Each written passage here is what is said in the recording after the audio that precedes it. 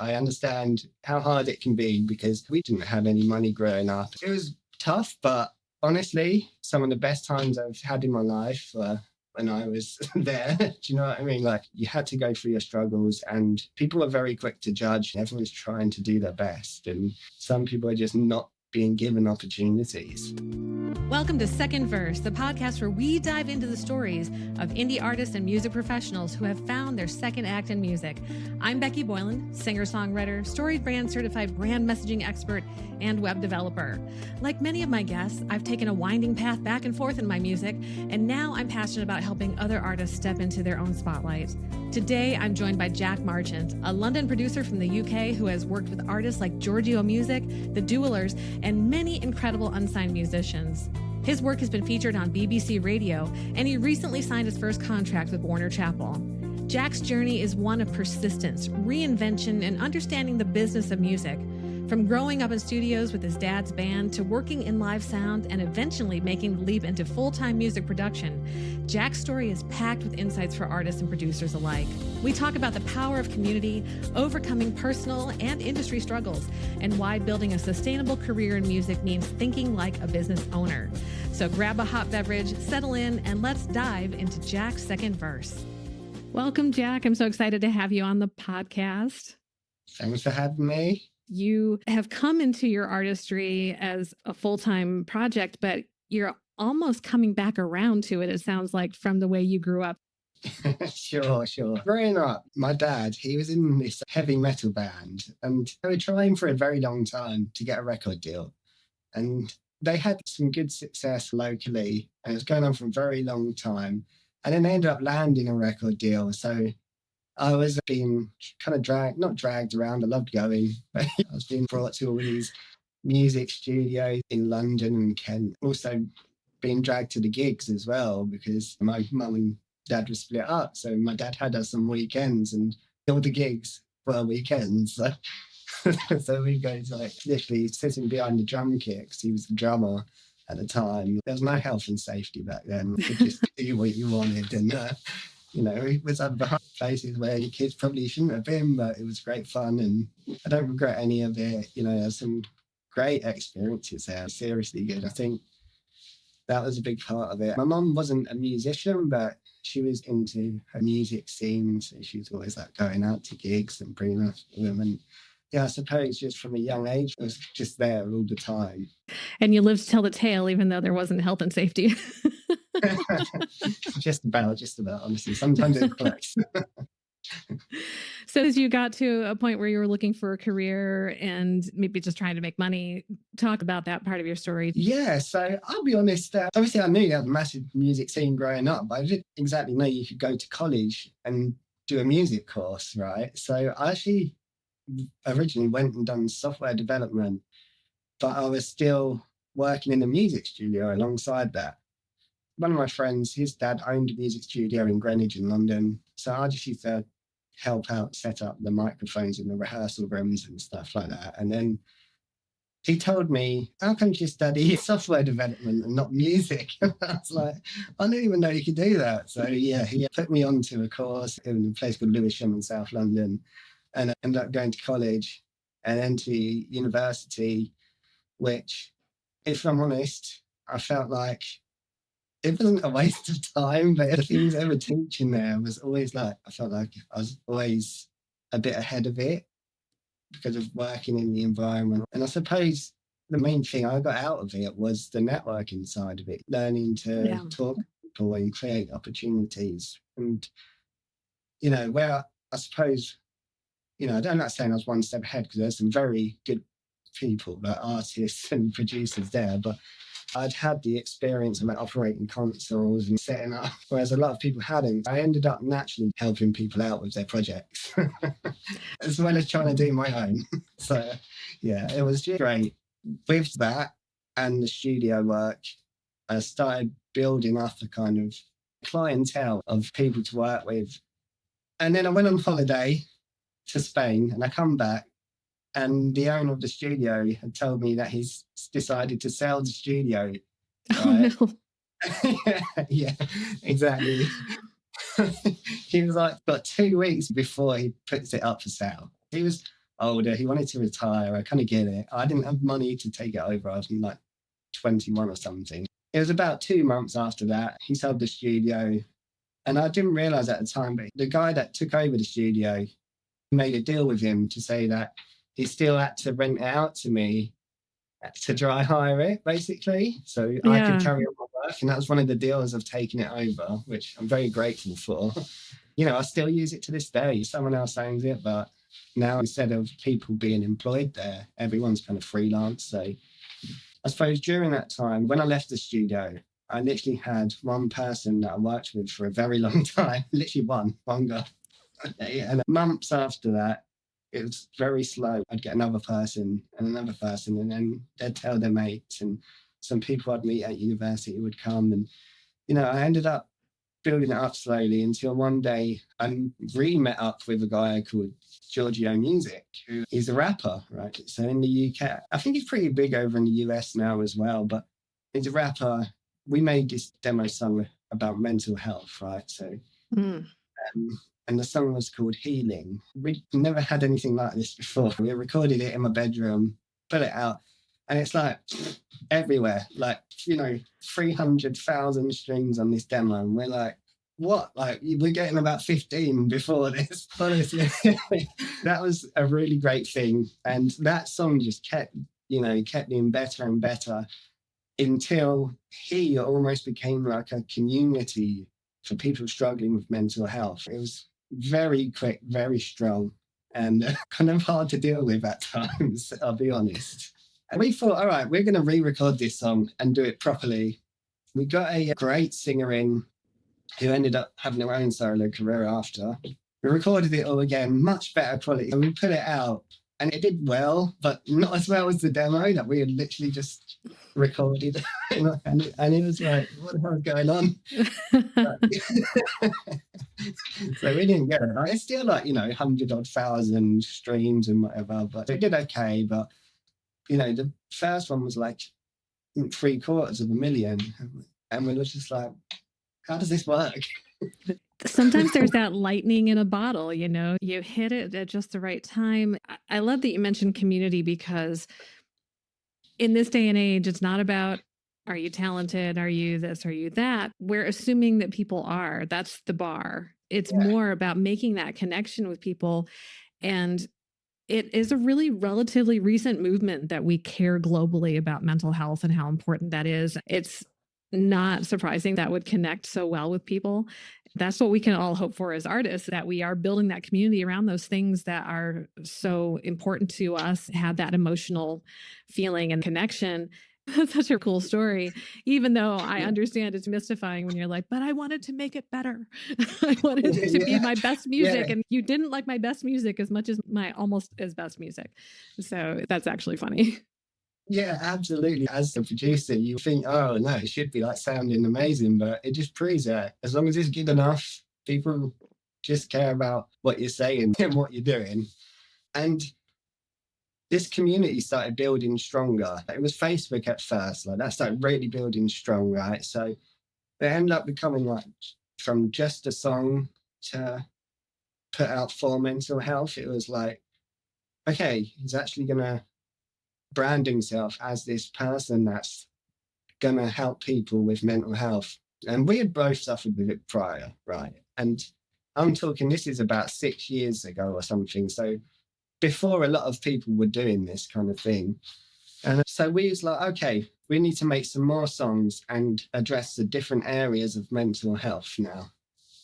So yeah, we did. He's very clever in terms of the business side of it. He knows what's going to connect with people, what's going to sell, how he can make money from it as well, which people don't like to say, but if you want to do this full time, you got to make money from it. Absolutely. We can't have the art if we don't make room for people to make the art. They have to have the resources, because we can't all do this part-time and put it out as if we're professionals. That can be a hang up for a lot of artists to think about, I have to make money and I feel bad asking people to buy my music. But there's just no other way to do it. We have to get paid for our work just like we would with any other career. Absolutely. And yeah, that part I feel like can be a bit strange, because especially for newer artists, you're trying to get them to buy a product somewhere they wouldn't usually go to buy it. Most people go into a store or, they don't go onto Bandcamp. And it's like, okay, so how then do you convince these people that what they're buying, they're going to get their value for it? Right. And how are you going to provide that community for them to feel like they're part of your journey? Yeah. And that's especially in a day and age where we're not buying albums in the way that we used to. And that's where circling back to community is so important, because those are other ways to develop relationships and allow people to actually be patrons of the art and support artists directly. It feels like a new method, but it's actually not. It's a very ancient method of supporting artists. The starving artist model that we think about, it's almost paying your dues. It's actually, that's not the way it ever was. That's not the way it's supposed to be. And that's not the way that it needs to be. You talked about, before we got started, diving into this, but also being careful and not just going headlong into the process and without being prepared. That makes me think about that starving artist mentality that everybody said you always had to do, but you have different advice for people who want to get started. And talk about that. Yeah, I think so. So I'll finish with Georgiou because he's gone on now to win awards. I sung one of them, the newer one. It's now nearly 20 million on Spotify. And globally, it's like 100 million. So people have now, and he's crazy, right? He's not even done a gig yet. And he's got 750,000 followers on one platform. And people are begging him to do a gig. And he's still like, I don't know if it's going to be enough people yet. And I'm like, come on. Right. There's many different avenues to make it. You just have to know what you want to do, I think, and be honest, like, with yourself, first. But yeah, sorry, carry on. What was you saying? Oh, not at all. I think that people are afraid that they're not going to make it. It's not going to work out. And so in their fear, they may hold back, but at the same time, they may have been influenced by that starving artist concept. So if somebody says, gee, I don't know, should I get into music right now? What would you say to them? I'm always initially a go for it guy, but you have to think realistically as well. This is just my advice to people, right? Like, I'd always say go for it, but if you're just going for it with nothing, it's going to be seriously difficult, and you're just going to end up back in a day job in no time. Right? I feel like before you take the leap, you need to get some things in place. Do you have enough clientele in any way, shape, or form? Do you have money behind you to support you in case you don't get the clientele? Or how long can you support yourself for? And I think them two things alone are important, because you need money to eat now, and you also need money for later. And then I think you need to know a lot about legal stuff as well, such as, are you taking a day rate for this? Or are you taking like writers or publishers? Or how is this getting split? And what kind of agreements have you got in place with people to make sure that you're going to get paid down the line? Absolutely. Especially as artists start to get into the nitty gritty of what's involved in being an artist, it can be overwhelming. There's so much information to know, and it's not the same as many other industries where it's very clearly laid out. It can really be a challenge for folks. They may not have to go for a degree in this. And in fact, a lot of degrees won't even give you this information. It's important to make sure they have good people they can refer to who can help them navigate these challenges and make sure they do it right. And I think that's all really great and important advice. Make sure that you're making a plan just like you would with any other business, because we are in business, and be prepared and how you will invest in yourself, because you do have to spend money to make money. Make sure that you have an understanding and a support system so that you account for all of these things, so that you do get paid what you're worth and according to your value, and do it the right way. I think that's really important. Yeah, absolutely. I just feel like that's a big problem that's happening at the minute, is there's a lot of people that are taking this whole, hungry thing in the wrong way. They're going out and going, I'm going to do your mix for free.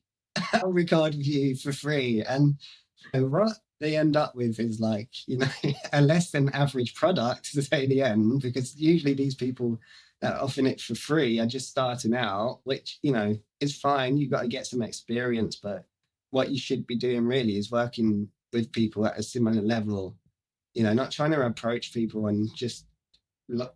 It's like you're basically lying, because behind social media, you can say, oh, I've done this and this and this. And you can make anything up and make it look good really online. And people go, oh, yeah, we said my for him. And then, they'll do a free mix, and the artist might go, oh, it's good enough, because not all artists have great ears. They might put it out and then go, oh, well, everyone's criticizing it, or no one's listening to it. Yeah. On top of that, it lowers the bar for all working musicians and producers, where, say, we have a rate of X amount of pounds as a standard. Artist or whoever chooses to work with you is going, but this person's done it for this little amount. Why am I going to give you this much? Suddenly everyone's got to find a point where they end up meeting, and it constantly brings how much money is actually in the industry down. Exactly. And it also is a really great way to damage relationships before you actually get started, because you're not offering value, even if you're just underselling yourself. We'll be back with more after the break. The second verse is sponsored by Attitude Creativity. Many indie music artists don't have a website that grows their audience and reflects who they are, so they get lost in the noise of streaming. Marketing and brand messaging with Attitude Creativity helps boost your brand and build a site that hits all the right notes. You want to be an artist who stands out from the crowd, and to do that, you need your music to be heard. If your website doesn't reflect who you are or make an impact, you feel like a singer who's been handed a pair of drumsticks instead of a mic. You deserve a website and brand messaging you can be proud of, and that doesn't take time away from your music. As an artist like you, I understand how overwhelming websites and marketing can be. And that's why, putting on my other creative hat, I put my decades of marketing and development experience to work for you. You'll no longer have to apologize for your website. You'll look and feel like a professional with a custom story branded website you can be proud of. And right now, you can get a head start with my free downloadable EPK blueprint and start building your electronic press kit to promote your music. Head to attitudecreativity.com/blueprint to get your copy. That's Attitude, ATTITUDE, creativity.com/blueprint. When you sell at a good rate, you're actually giving an exchange of value. You're saying, I'm worth this amount because of what I'm going to offer you. And so it's going to be worthwhile. But when you're undercutting that, you're diminishing yourself. And then, as you've said, affecting the industry. And the better way is just go online and get a whole bunch of stems and start getting reps. Practice with what's already out there instead of practicing on unsuspecting starving artists. There's so many websites you can get free stems for, or even if you just ask people like, oh, do you have any old stems? Like, most people will just say, yeah, you can use that or something, So. Yeah. And then you have a target too, because once you've practiced with those stems, you're going to have a finished product out there that you can compare with. How did I do? How close did I come? Did I better their mix? Maybe you did. You'll never know that until you have that reference point as you're growing and developing your ear as a producer. That's such a wonderful point, because I have seen it so many times. The recommendation to do exactly what folks are doing, just go bother somebody and do one for free. But there's no value in that for anybody. It says you're an amateur and you may or may not provide value to this other person.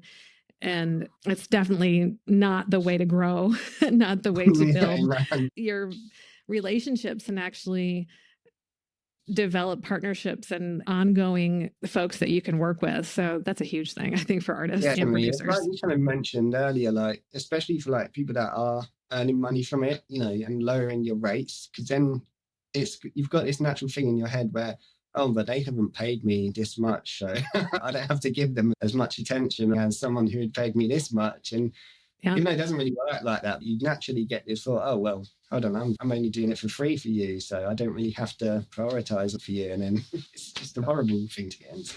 Exactly. So it sounds like you were doing music alongside other things, and then talk about what inspired you to move along and make music the priority. I know that it was a significant situation for you about a year ago. So I suppose when I was a young adult, I wasn't just making money from music. Like I said, I'm working in the music studio, and that was paying my wages. As soon as he sold it. I was like, oh dear. Do you know how hard it is to get into this industry? I knew I had to get a day job. The first one I got was in a kitchen, and then I went to a supermarket, and then I joined live events, which was pretty fun. I got to do some cool stuff there. So, yeah, I bet.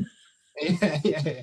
Oh, everyone. I worked, the company I worked for had really good contracts, and we did a lot of the big arenas and festivals in the UK and even some abroad. So, yeah, it was real fun. Then I was a sound technician in the theatre and worked for an AV company until last year. So I, somewhere along the line, basically developed 4 herniated discs at the time. It was in my back. I could feel something was wrong at first. It was weird. It's like, something's wrong, but it doesn't bother you that much. Yeah. And then I got ill, really ill, had sepsis actually. And it took me 8 months to recover. And this was in 2020. And when I say recover, it took me 8 months to be able to walk like around the shops. After that, I really noticed what had happened to my back and my central nervous system. I had a lot of surgeries and stuff after that. I wasn't in a mind frame at that time to start running my own business again. I joined another company, an audio and visual company, which again was fun. I was doing a lot of programming on the desks and setting some stuff up. It was fun, but I couldn't do the lifting anymore. It got to a point January last year, actually, and I was hit by a lorry. So I was in a car stationary, and a lorry just failed to stop completely and just hit the car, which caused some extra issues in the back. Every time I was at that day job, I was like, I can't physically lift stuff higher than here anymore. Some of these consoles are like 270 kilos. Oh, so, my. Yeah. Yeah, exactly. It takes 6 of you to lift them, and it's still heavy. So, yeah, I just thought, you know what? I'm making just enough money now that I could go into music and do it full time.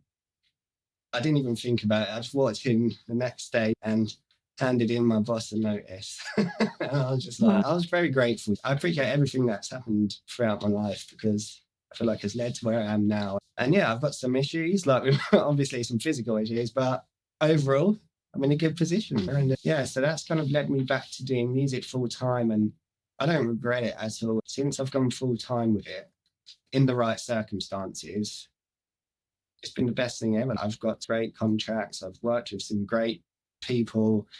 And when I say great people, I don't just mean big people. I love working with new artists. Some of them are really good.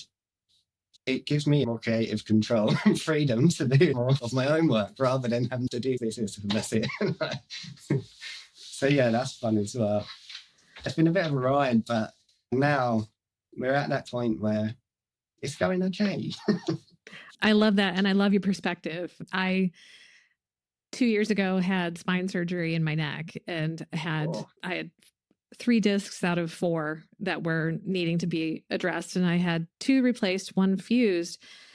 And it was everything my surgeon promised in that it would alleviate the pain I'd had. And it did, but it introduced a complication. I had a paralyzed vocal cord and lost my voice entirely for 6 weeks. As a singer, that's terrifying. I'm so grateful that I've recovered, but it took me a couple of years to get my voice back to the condition that I wanted it to be in. But it also reinforced for me that, yes, this is my passion. This is what I want to do. I can identify with that clarity that, yes, this is the direction to go. And this is worth working toward and making the effort towards. I love your perspective on that. Yeah, that's incredible. Honestly, like you didn't have your vocal cords. How did you even bring that back? Did it just come naturally, or was it something you have to train?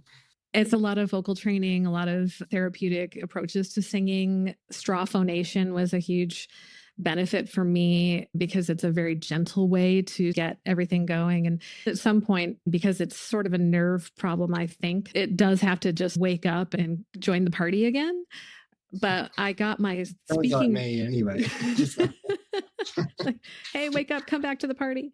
It was interesting because I got my speaking voice back before I got my upper register.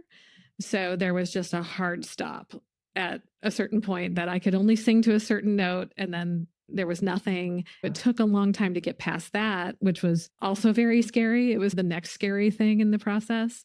But it seemed like it took forever. Looking back now, it seems like a world away. I'm really glad that it's actually, I guess it was 3 years ago. It doesn't feel like that now, but looking ahead toward what is this going to take, that felt like forever.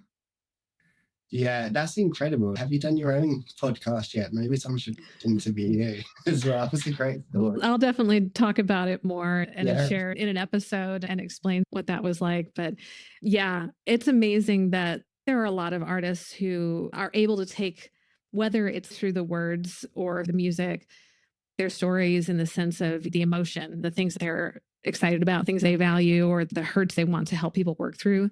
Once that makes that into the music in some way, is that authenticity that I think people connect with so much, just like that song about mental health. And I think that makes all the difference between something that is crafted to kind of match the industry versus really putting emotion and heart and energy into what we're doing, whatever the genre, whatever the vibe.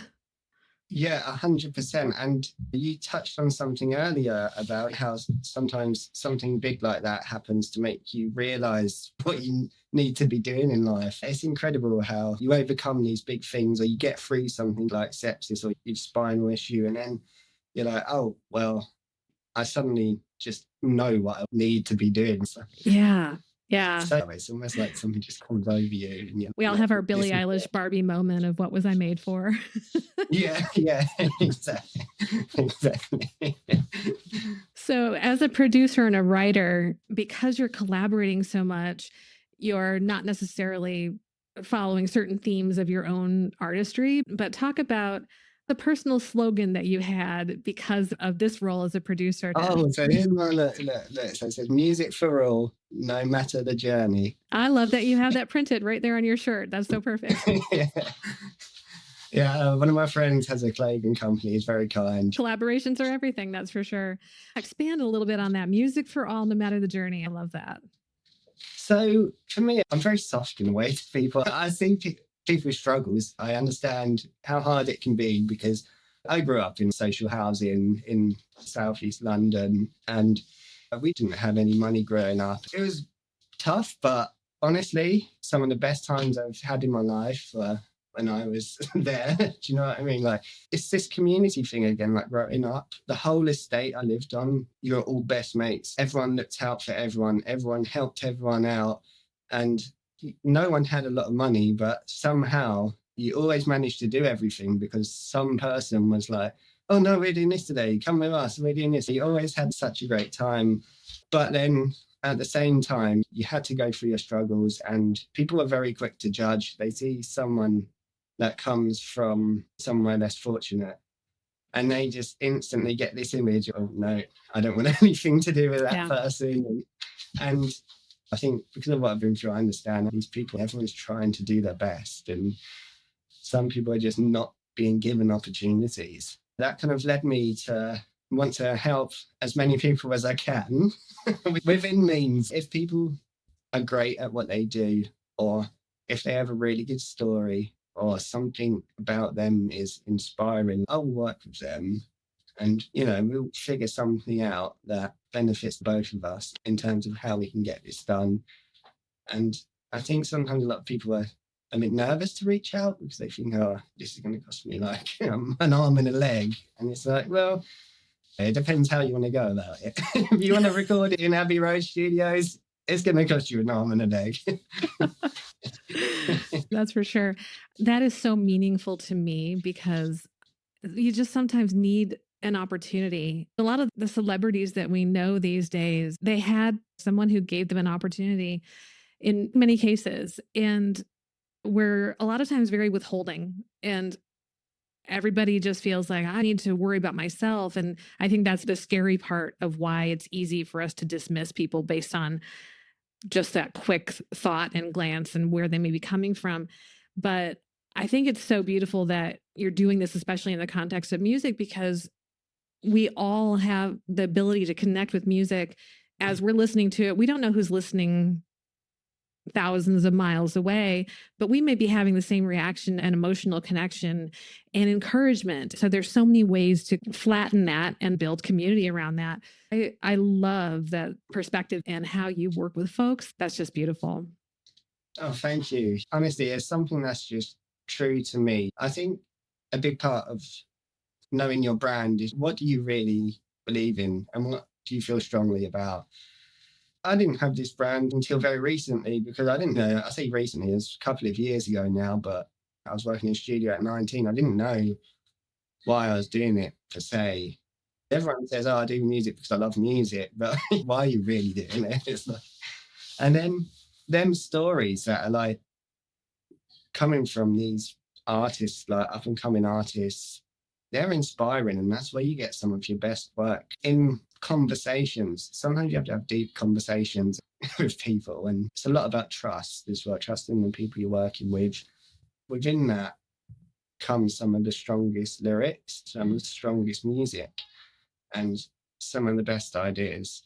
You've reached the darkest point, so you can trust no matter what, and throwing ideas out, getting in front of the mic, then it doesn't seem so scary because you just spoke about something that's a lot more scary than getting in front of the mic. Yeah. And especially if their stories are really unique, in that specificity, you have the opportunity for it to be more universal because it sticks in the mind and captures the attention. But that level of authenticity, when you've been through something very visceral and difficult and can bring that emotion out and write about it, those are the songs that, even if it has nothing to do with my experience, really stick with me as a listener, and I think stick with a lot of people. And if they don't have the opportunity to get in front of a microphone and we're missing out on that art, that would be a tragedy.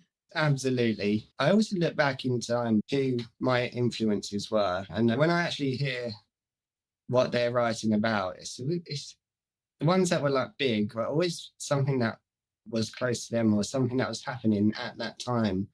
Like, not so much just to them, but as a whole country, or like something that's happening in the world, or, like even like something like Living on a Prayer, like, something about working class people, like, and you're just trying to make it through. And that song's like massive, and you wouldn't really think something like that's going on about the community, but it is. It's, it's what's happening at the time in that place. And that's why I think these songs connect to people, is because they're living it. You know what I mean? I think it's also a reason why love songs have done so well, because everyone has a heartbreak and everyone loves someone. And it sounds cheesy, but I think it's true. It is. And it's something that you can say, oh, well, maybe I don't have this exact, these lyrics are a little bit different than what I'm really going through, but it still feels so authentic. And I've laughed at myself sometimes recently as I'm listening to music, thinking a little bit more on a critical level and realizing that these lyrics have nothing whatsoever to do with me. But it may be a song that I've just loved musically and belted the lyrics to most of my adult life, or even going back to my teen years. And those are the ones that really stick. Sometimes you don't even understand the lyrics and you just connect with it anyway, because there's all of this feeling that comes out of the entire process and production. And it's way easier to do that when there is that authenticity behind it. Then you can really build it up. And it's not to say that we don't just get excited about dancing to some, poppy whatever. Yeah. Some of those songs are really fun. They're really great. We need that kind of art too, but it's the art that makes its way in at another level. Even if it comes out in that same vibe, it may still be an upbeat dance song, but you can just tell when that story is less formula and more heart and craft. It's a totally different sort of thing. And I think those are the ones that really stick. Absolutely. Like them, definitely like dancey pop songs, they definitely have a time and a place. Sometimes there's a lot of trouble going on in the world or something, and we might just need a dancey poppy song that's going to pick up the whole nation again and make us realise actually it's not so bad. Just to take everything with a pinch of salt. Exactly. Art is good for everybody. Definitely. So I think a lot of artists, and especially when you're a producer as well, can struggle with building that community through social media and the web and trying to get yourself out there. I mean, I'm going to be completely honest here. Like, I don't get on too well with social medias. But at the same time, I've started doing it more in the last year. I've realized it's a big part of where we are as a kind of industry and as a whole at the minute. Everything's online now. Really, you have to use social media for something. And I tend to use it as a kind of portfolio, but also a bit of a community. And what I try and teach other people is just stuff I've learned from artists that I work with that have done it very well. Someone like Georgiou or Jay France from the Jewelers, they've done it well. But they're at two different ends of the spectrum. So Georgiou doesn't gig. Well, he hasn't yet, shall I say. I'm not going to say anything. Yeah, and he's very good at keeping a community on social media. Like, he engages with his fans. He puts a lot of, content up, videos of himself. He asks them questions. He does lives. He's, very, very good. He'll write some lyrics and he might do a little video and be like, oh, hey guys, do you think this is good enough? Does this resonate with you enough? Because obviously what he's writing is for people with mental health. So, he has to make sure from a musical and business point of view that it is actually resonating and it is what people are going through. And I think a big part of that is he generally does want to help, So Yeah. It's being honest, like, what is it that you want to do and get out of this, I think. Whereas Jay France, he's a South Londoner. He talks like a proper South Londoner, and he's cool. He does a lot of gigging. They play massive arenas like Wembley, the O2, all the big ones. They've toured Europe, and I think they've toured America now. But he's a very happy soul. And he's like, everything's like, he sees the world in colour and stuff. It's great. He makes videos of him on the road with Tiger and Pete, who are lead singers of the Jewelers, and they'll just be doing happy videos. That's what he believes in. He believes the world isn't a bad place and everything's great. He wants to help people uplift themselves in that way, and that's how he gets his community, and they also do a lot of things locally. They have a local place in Tunbridge Wells, which the lead singer owns, and they often go down there when they're not on tour and do like small enclosed gigs where there's only about 300 people. They'll do signings after and have a drink with people. So, that's a way that they would build a community. Right. Yeah. There's that exchange of relationship, whether it's happening virtually or in person, that they're able to accomplish. And I think that is so important and can be daunting for indie artists who are just trying to put their feelers out and get some information going. Because initially, especially when you're releasing music, you're having to give people all these links. Go find me here, go watch my videos there, go to this place, go to that place. And it can just get overwhelming and confusing. What is more helpful is to bring them back to your home base with a website that invites people into a story and is the hub to go out to all those places to find them virtually and even in person, but to be very thoughtful about building that brand messaging that is more than just, here's my gig, here's my track, rather than just a ton of calls to action.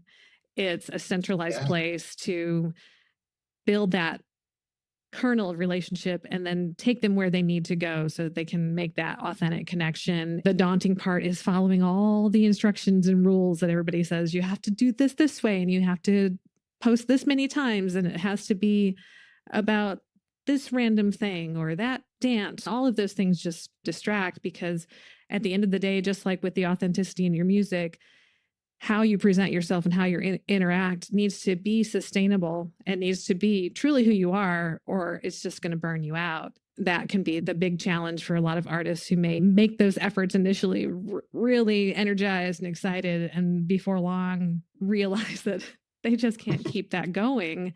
And also should be supporting the creative process rather than sucking up all the time that you want to put into your creativity. Yeah, absolutely. I think that's a big reason I stayed away from social media for a long time. I did find it very distracting. I'd get almost hooked on it. I'll be like, what do I have to post next? Why didn't they like the song video as much as a picture of me with something? And you get 250 likes on a photo of yourself and 15 on a song video. And it's like, well, why isn't anyone? Surely this is more interesting. But no, well, I was at a seminar last November. It's called the Ultimate Seminar Funding by a company called Creating Vision. If there's any other Londoners that see this, you should check them out. It's free anyway. They have guest talkers, right? Nick who signed Jay-Z and loads of up and coming artists. And they give you advice. And there was a marketing team there, and they were like, they said something that stuck with me. People care more about who you are than what your music is. So when, for example, if you just put up a song, very few people are going to click on it until they get to know you. Because they want to know, you know, do I gel with this person's personality, or do I like what they're doing? Like you said, you've got to be authentic and have that message that they, as a community, will connect to. And then once you have that, you can start selling your music to them. Yes, we had this unprecedented access to people because of our cell phones and social media. And so we have greater expectations. We can't really let people get away with the mystery too much, or at least a lot of listeners are not really that interested in that. They want to know that they can be part of your tribe, that they can actually be connected to you in a certain way. That can be a little bit overwhelming, but once we feel free enough to share that at a healthy level and then connect that to our music, that's where we will build that community of people who are looking to identify with what we do and the art that we make and the values that we have. Yeah, definitely. I think you hit the nail on the head with that one. People want to know you personally, but share it on a healthy level. It can get very overwhelming. I also forget a lot of the time to do things. For example, I will be in one state of mind on social media, and then I'll be doing the music. I find it very hard to split them. Some people I know, they'll be in the music studio making videos of themselves. And I'm just like, how can you do that? I'm like, we're meant to be working right now, you know, and making these songs. It can be very stressful for someone not really fluent on camera. It is very distracting and hard, and you do feel a bit self-conscious at first. For me anyway, it was horrible, like having to pick up a phone, try and video myself, or like take photos and talk to people. It's a bit weird at first, I'll be honest. Yeah. But you do soon get used to it.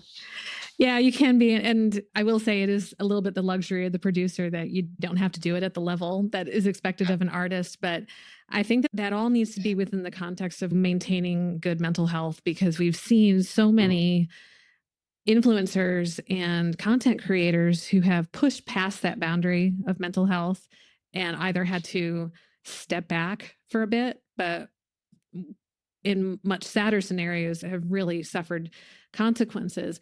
So it's an important resource and a tool, but it really still does have to come down to, if you need to focus on your creativity and your mental health, that needs to take a priority, and the other is a supportive role just to keep connection with people, but it can't take over in a way that's going to be detrimental and take away your art from what we really need in the world, because we do need people's art. That's what it's there for. Yeah, absolutely. Keeping healthy is, while you're doing it, both physically and mentally, is a very important point, because I'm very guilty of doing this sometimes. I'll be working on something and I'll forget to eat. I'll be like all day and it's 10 at night and I haven't eaten anything. Suddenly you start feeling a little tired for a couple of days because you haven't been eating or drinking properly. It's very hard to keep up with it, but it's something that I think is important, you know, so, you know, keep your mental and physical well-being in check in the studio. Yes, definitely. I've done that too, where I've been in the middle of a track and I'm like, what time is it? Yeah. Especially when it's going great. It's just so good. And you want to do this one little thing. And before you know it, you've blown past a meal or two. Yeah, absolutely. I think one other thing to mention is, I think having a good mentor is something that not a lot of people do. A good thing that I found really that transforms me, like with my skills rather than in any mental capacity or anything, is just having someone that I trust, someone that I know, okay, you're probably like 5 to 10 years ahead of where I would want to be.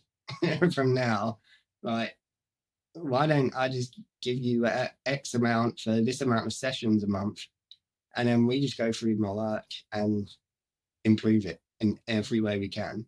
You know, artists, producers, engineers, anyone, needs to think about is that you are going to get better as time goes on, but having someone there from an outside perspective is a much better option than just trying to figure it out yourself, because you can't always see where you're going wrong. Having someone that you trust that's more experienced than yourself has probably been through these before and can help you get there quicker. So That is excellent, because especially since it's so easy to DIY music these days, it's very easy to also think that, well, I can just figure this out. I can watch a couple of YouTube videos, follow all of these tutorials, and I will become a master and a pro. But there is nothing that can take the place of mentorship. And so many times we push that to the side because we think of it as a big expense.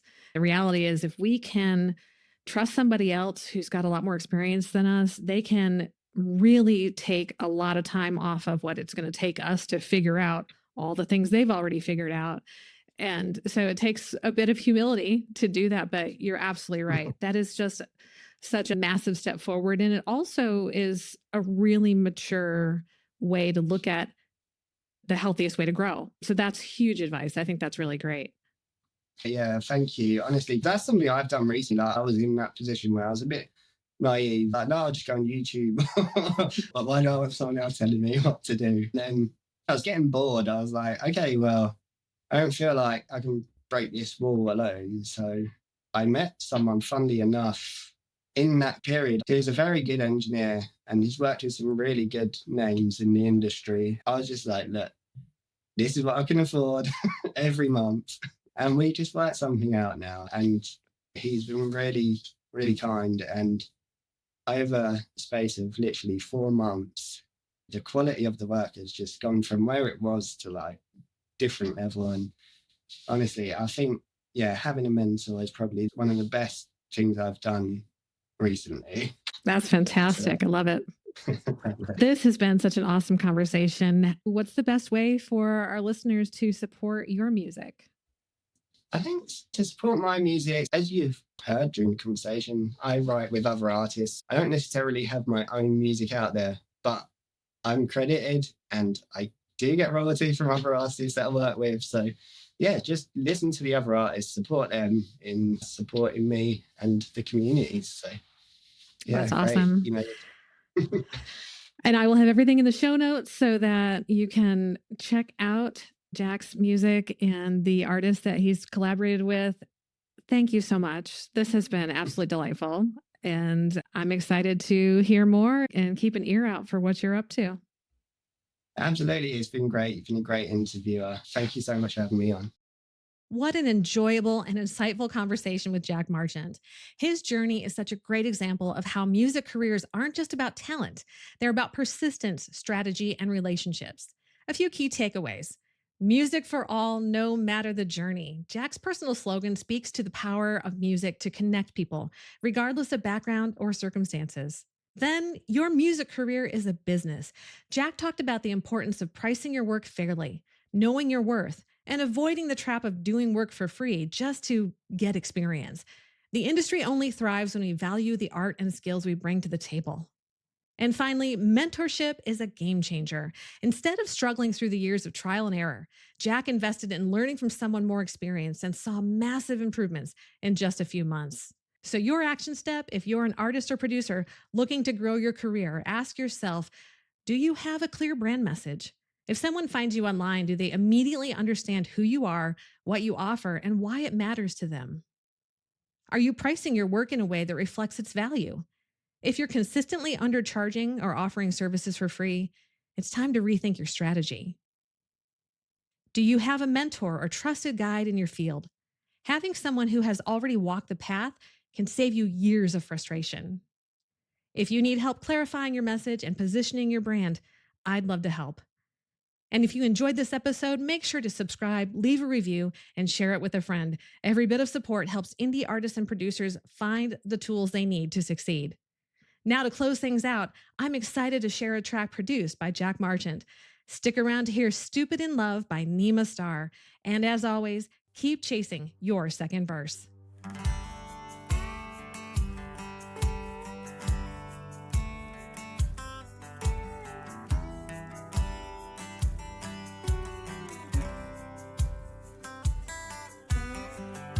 You sold me a story about you and me, a life we could have had together. It was all a dream. Now I'm sitting here with my head in my hand, feeling like an idiot for believing your plans. This picture that you painted was a work of art, and after all the shit, it still fell apart. Every little thing that you did to me, every little cut that made me bleed, never really thought that it'd be so unbelievably. Every little lie that you said out loud, every little jab that broke me down, never really thought that I'd be so unbelievably. Every little